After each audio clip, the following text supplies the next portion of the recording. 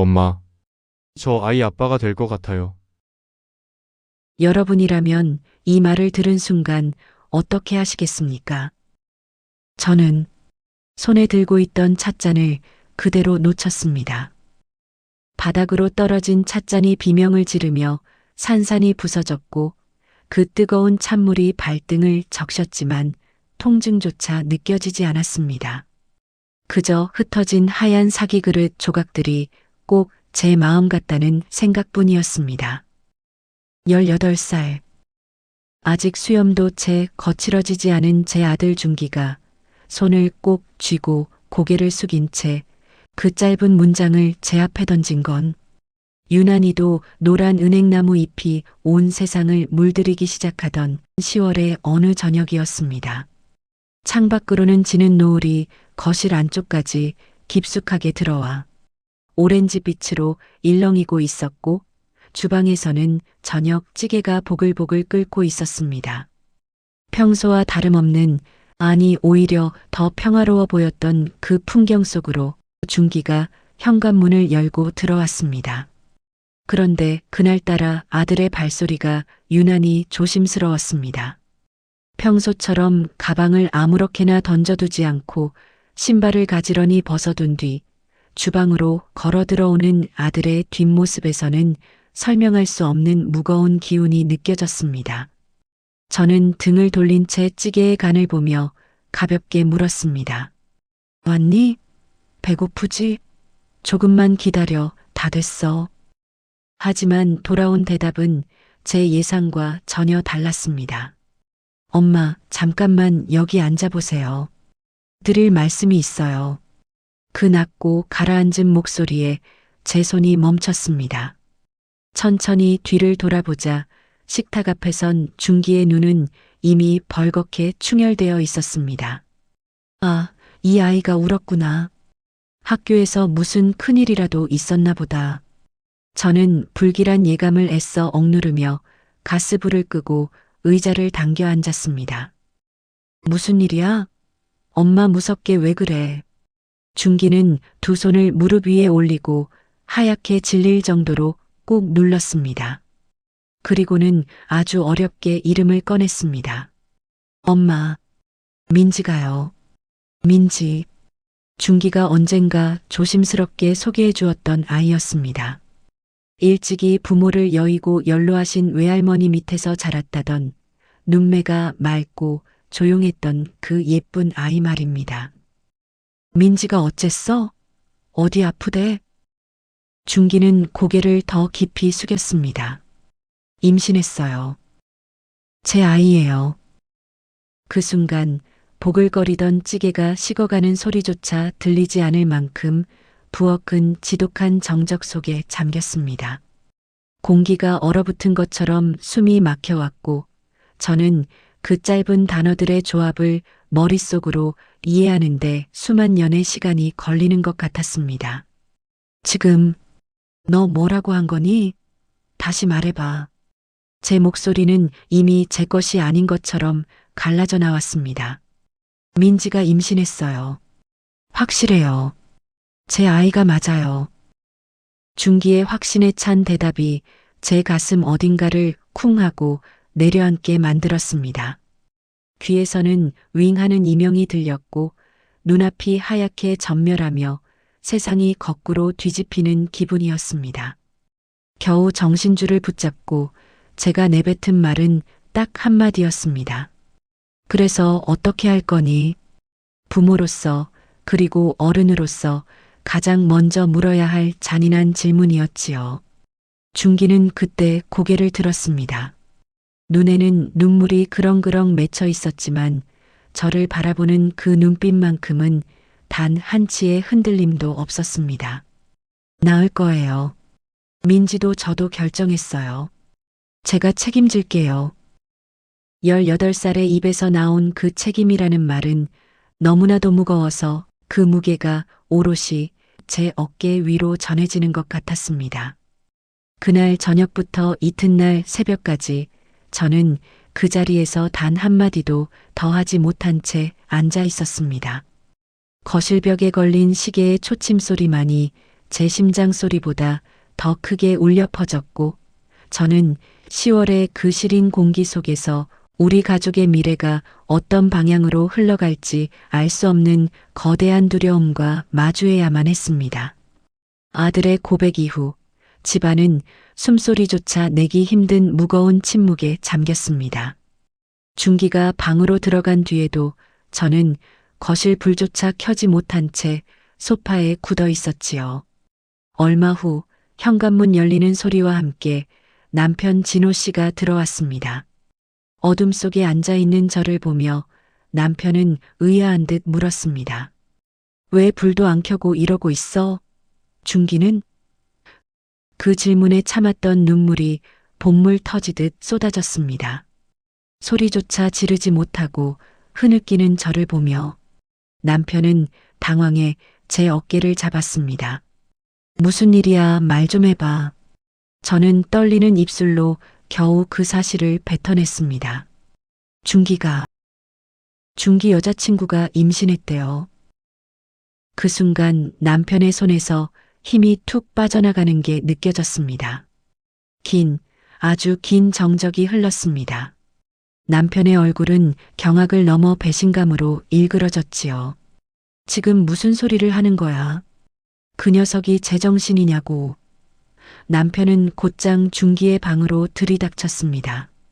뒤따라가 팔을 붙잡는 제 손을 매몰차게 뿌리치며 남편이 소리쳤습니다. 내가 지금 상황 파악이 안 돼? 대학도 안 간 고등학생 놈이 책임? 내가 책임이 뭔지 알기는 해? 준기는 입술을 꾹 다문 채 아버지를 응시했습니다. 알아요. 제가 한 일이니까 피하고 싶지 않아요. 남편의 분노는 극에 달했습니다. 아들을 위해 쏟아부은 헌신과 기대가 배신으로 돌아왔다는 생각에 목소리가 갈라졌지요. 나가. 내 마음대로 할 거면 이 집에서 나가서 해. 내가 너한테 부족하게 해준 게 뭐야? 그날 밤 준기는 결국 가방 하나를 챙겨 집을 떠났습니다. 현관문이 조용히 닫히는 소리가 마치 제 심장이 내려앉는 소리처럼 들렸습니다. 남편은 거실 바닥에 주저앉아 머리를 감싸 쥐었고 저는 멀어지는 아들의 발소리를 들으며 차가운 바닥에 엎드려 울었습니다. 우리 가족의 평화가 그 견고했던 일상이 단 한순간에 산산조각 난 밤이었습니다. 아들이 나간 뒤에 집안은 죽은 듯 고요했습니다. 텅 빈 준기의 방을 볼 때마다 가슴에 구멍이 뚫린 것 같았지요. 다음 날 아침 저는 떨리는 손으로 시어머니께 전화를 걸었습니다. 수화기 너머로 들려오는 어머니의 목소리에 저는 또 한 번 무너져 내렸습니다. 어머니, 저 어떡해요? 준기가 사고를 쳤어요. 횡설수설 털어놓는 제 이야기를 시어머니는 아무 대꾸 없이 가만히 듣고만 계셨습니다. 준기의 여자친구 이야기, 임신 사실, 그리고 남편이 아이를 내쫓았다는 것까지 모두 말하고 나서야 어머니의 낮은 목소리가 들려왔습니다. 그 여자애는 어떤 애라더냐? 어머니의 첫 질문은 뜻밖에도 민지에 대한 것이었습니다. 저는 제가 아는 대로 답했습니다.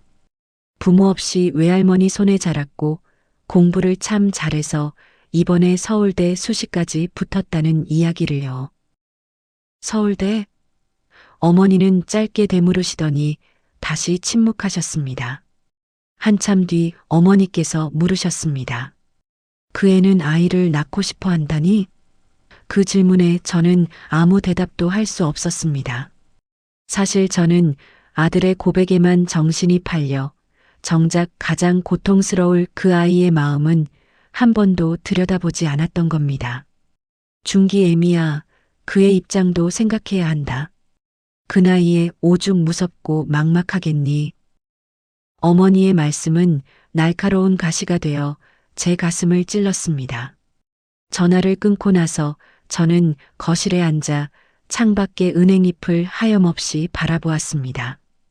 서울대 합격증을 받아든 18살 소녀가 아이를 선택했을 때의 그 막막한 무게를 저는 감히 짐작조차 할 수 없었지요. 그날 오후 저는 가슴속에 차오르는 미안함과 두려움을 꾹꾹 눌러 담아 준기에게 문자를 보냈습니다. 민지 좀 데려와라. 엄마가 얼굴 좀 봐야겠다. 이틀 뒤 준기가 민지를 데리고 집으로 왔습니다. 처음 마주한 민지는 제 상상보다 훨씬 더 작고 여린 아이였습니다.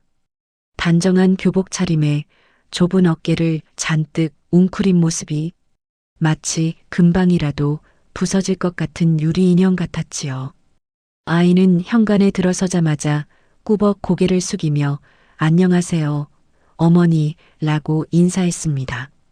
가늘게 떨리는 그 목소리에서 아이가 감당하고 있을 두려움이 고스란히 전해졌습니다. 저는 준기를 방으로 들여보내고 거실에서 민지와 단둘이 마주 앉았습니다. 한동안 우리 사이엔 무거운 정적만 흘렀습니다. 먼저 입을 뗀 건 민지였습니다. 죄송해요. 정말 죄송합니다. 저도 이러려고 했던 게 아니에요. 민지의 눈에서 눈물이 뚝뚝 떨어져 무릎 위로 번졌습니다. 그런데 어머니, 저 도저히 이 아이를 없앨 수가 없었어요. 저한테 온 소중한 생명이잖아요. 저는 화를 내려던 마음이 민지의 맑은 눈빛을 보는 순간 눈 녹듯 사라지는 것을 느꼈습니다.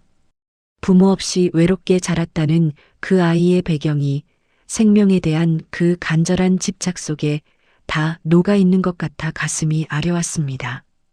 대학은 어떡하려고 그러니 서울대라며. 제 물음에 민지는 입술을 깨물며 고개를 숙였습니다. 포기해야겠죠. 아이를 낳고 기르는 게 현실적으로 쉽지 않다는 거 알아요. 그 말에 저는 창밖으로 시선을 돌렸습니다. 노란 은행잎이 유리창에 붙었다가 힘없이 떨어지는 모습이 꼭 민지의 꿈 같아 보였습니다. 정말 후회 안 하겠니? 다시 묻자 민지는 눈물을 닦으며 저를 똑바로 쳐다보았습니다. 네. 이 아이만큼은 저처럼 혼자이게 하고 싶지 않아요. 그 단단한 말 한마디가 제 심장에 깊숙이 박혔습니다. 18살 소녀의 결단은 그 어떤 어른의 약속보다 더 묵직하게 다가왔습니다. 준기가 집을 나간 지 일주일이 지났을 무렵 시어머니께서 조용히 움직이셨다는 소식을 들었습니다. 준기가 친구 자취방을 전전하다가 작은 고시원의 자리를 잡고 편의점 아르바이트를 시작했다는 걸 어머니께선 이미 알고 계셨던 겁니다. 어머니는 아무에게도 알리지 않고 혼자 그 좁은 고시원을 찾아가셨습니다. 나중에 들은 이야기지만 준기가 퇴근하고 들어오자마자 민지가 좁은 책상 위에 라면 2그릇을 차려놓고 기다리고 있었다고 하더군요. 낡은 고시원 방에 시어머니가 나타나셨을 때 아이들이 얼마나 놀랐을지는 보지 않아도 선했습니다. 시어머니는 방 안을 천천히 훑어보셨답니다. 좁지만 깨끗하게 정리된 침구, 한쪽 구석에 쌓인 민지의 수능 교재들, 그리고 준기의 때 묻은 아르바이트 알치마까지. 어머니는 아무 말씀 없이 민지의 손을 꼭 잡고 말씀하셨답니다. 고생이 많다, 얘야. 얼른 앉아서 같이 먹자. 민지는 그 따뜻한 말 한마디에 밥상을 앞에 두고 엉엉 울음을 터뜨렸고 무뚝뚝한 준기 녀석도 할머니 등 뒤에 숨어 눈물을 훔쳤다고 했습니다. 어머니는 돌아오는 길에 저에게 전화를 걸어 딱 한마디를 남기셨습니다. 준기 애미야, 애들이 참 괜찮더라. 무서운 것들이 아니야. 그냥 아직 세상을 모르는 어린아이들일 뿐이야. 그런데 둘 다 참 성실하구나. 시어머니의 그 말씀은 제 안에 견고했던 벽을 허물어뜨렸습니다. 그저 사고를 친 철부지들로만 보였던 아이들이 사실은 자신들의 선택에 책임을 지기 위해 그 좁은 방에서 처절하게 버티고 있었다는 사실이 제 가슴을 쳤습니다. 그날 밤 저는 퇴근한 남편 앞에 앉아 결심한 듯 입을 열었습니다. 여보, 어머니가 애들 보고 오셨대요. 좁은 고시원에서 라면 끓여 먹으면서도 서로 챙기며 살고 있대요. 남편은 아무 말 없이 술잔만 만지작거렸지만 그 눈빛엔 흔들림이 서려 있었습니다. 제 말을 듣던 남편은 한참 동안 말이 없었습니다. TV에서는 유치한 예능 프로그램이 흘러나오고 있었지만 우리 집 거실은 얼음장처럼 차가웠지요. 어머니가 그러셨어요. 걔들이 무서운 애들이 아니라 그냥 어린애들이라고. 우리가 외면하면 정말 길바닥에 나앉을 애들이라고요. 제 호소에 남편은 들고 있던 술잔을 탁자에 내려놓으며 길게 한숨을 내쉬었습니다. 나라고 속이 편하겠어? 나도 무서워서 그래, 무서워서. 그 나이에 뭘 안다고 덜컥 애를 낳겠다는 거야. 걔들 인생은 이제 누가 책임지냐고. 남편의 입에서 처음으로 터져나온 두려움이라는 단어에 저는 그의 손을 가만히 잡았습니다. 강한 척, 엄한 척하며 아들을 내쫓았던 남편 역시 부모로서 아이들의 망가질 미래가 공포스러웠던 겁니다. 그래서 우리가 있잖아요. 준기 혼자 짊어지게 두지 말고 민지 혼자 울게 두지 말아요. 이미 세상에 오기로 한 아이잖아요. 우리 손주잖아요. 제 말에 남편의 어깨가 가늘게 떨리기 시작했습니다. 민지가 그랬대요. 이 아이만큼은 자기처럼 혼자이게 하고 싶지 않다고. 그 어린애가 그런 마음으로 아이를 지키고 있어요. 한참을 고개를 숙이고 있던 남편이 마침내 붉어진 눈시울로 저를 보았습니다. 준기한테 전화해. 내일부터 당장 집으로 들어오라고 해. 그 한마디가 떨어지기 무섭게 제 눈에서도 눈물이 왈칵 쏟아졌습니다. 그날 밤 준기는 열흘 만에 가방을 들고 집으로 돌아왔습니다. 현관문 앞에서 마주친 부자는 아무 말도 하지 않았지만 남편은 아들의 좁아진 어깨를 한번 툭 치고는 거실로 들어갔습니다. 그것이 남편 나름의 화해이자 아들의 결정을 받아들이겠다는 무거운 허락이었음을 우리 모두는 알고 있었습니다. 겨울이 지나고 산천의 푸른 기운이 돋아나던 이듬해 5월이었습니다. 민지의 진통이 시작되었다는 연락을 받은 건 새벽 2시였지요. 자다 일어난 남편과 저는 옷도 제대로 못 챙겨 입고 병원으로 달려갔습니다. 분만실 복도에는 이미 시어머니께서 와 계셨습니다. 묵주를 손에 쥐고 연신 기도를 올리시는 어머니 곁에 우리 부부도 나란히 앉았습니다. 준기는 사색이 된 얼굴로 분만실 문 앞을 서성였고 남편은 입을 꾹 다문 채 벽에 걸린 시계만 뚫어지게 바라보았습니다.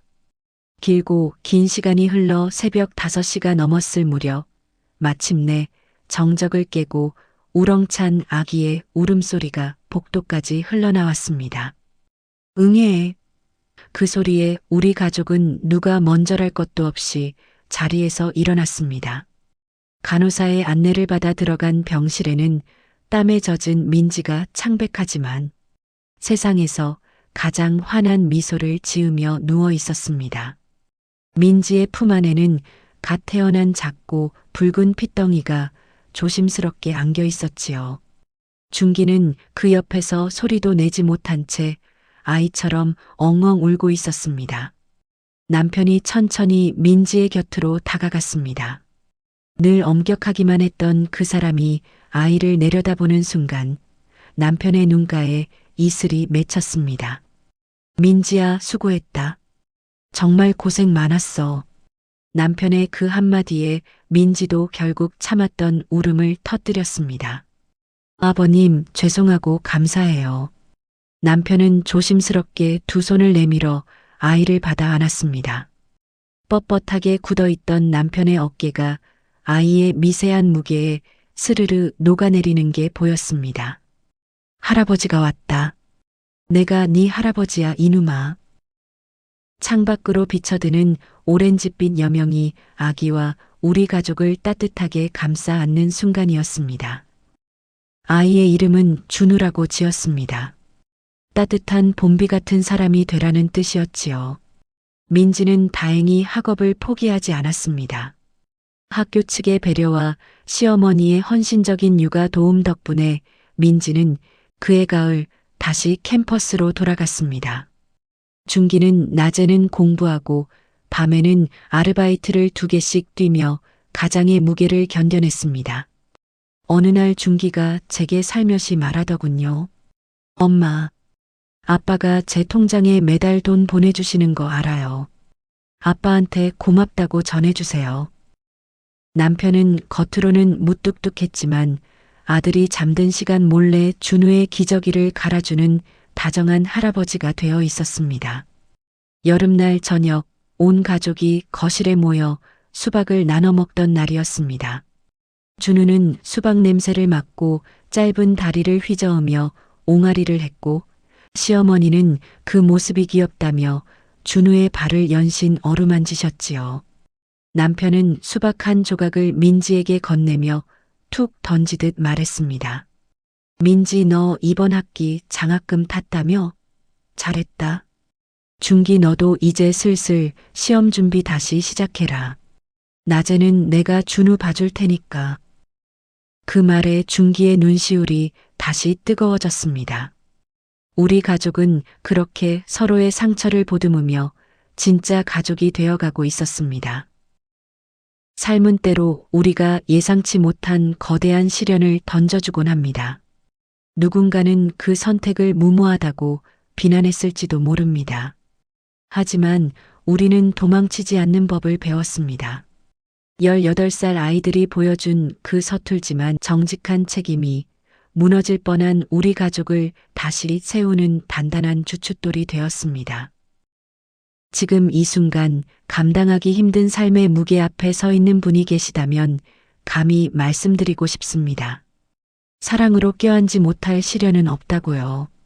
오늘 저희 가족의 이야기가 여러분의 마음속에 작은 위로의 등불이 되기를 진심으로 바랍니다.